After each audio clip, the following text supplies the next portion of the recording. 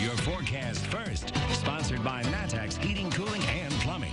Well, showers and thunderstorms showing up here. We're starting to see a little bit more activity. You can see some storms here that are west of Decatur, east of Springfield there. Pretty good little storm near the Mount Auburn area. And then here's another one heading towards the Neoga area, crossing I-57.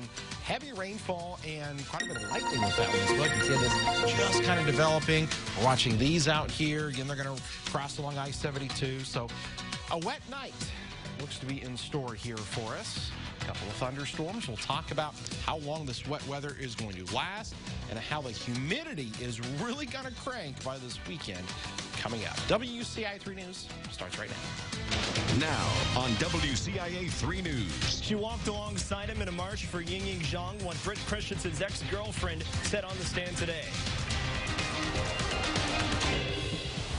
After almost a week of searching, a 16-year-old was found dead in a lake in Decatur.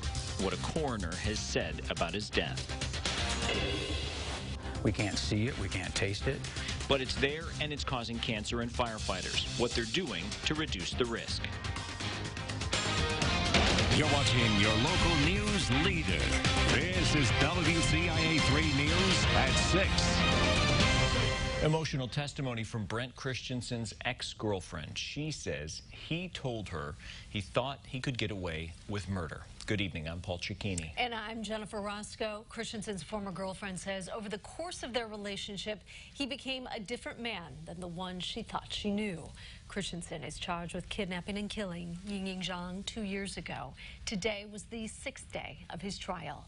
WCIA 3's Aaron Eads is live in Peoria where the trial is taking place. Aaron, before Christensen's ex took the stand today, the FBI also had some damning testimony.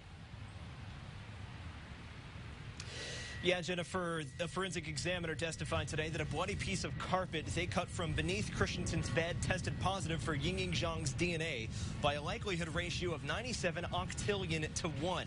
That's 97 followed by 27 zeros, more than the number of people who have ever lived on Earth.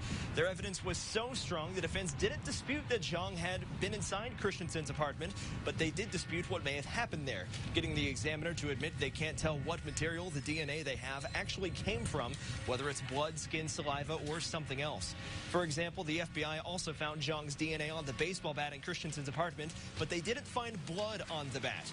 After that, Christensen's ex-girlfriend, Tara Bullis, took the stand. Bullis detailed her relationship with him, saying they did have a dominant and submissive open relationship, but that he gradually revealed to her he had some dark interests. She said their relationship started to change, and she wasn't sure he was the kind of person she wanted to be around anymore, but she says she wore a wire to record Christensen because she was quite attached to him and wanted to know if the allegations were true.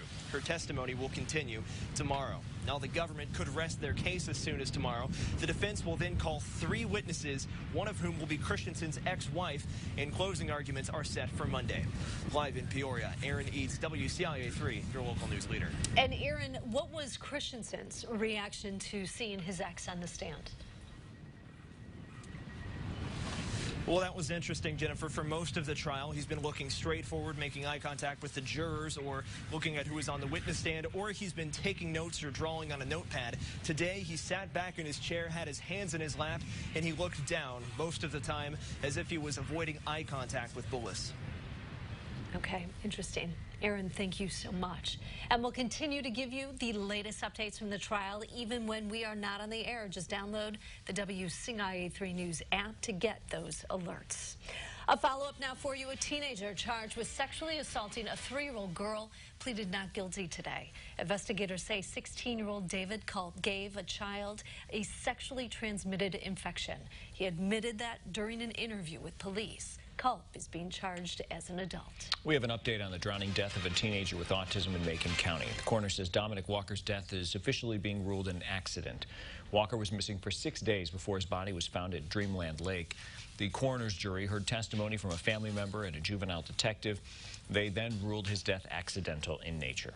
A woman in Champaign County will have to repay thousands of dollars to Fisher Elementary School.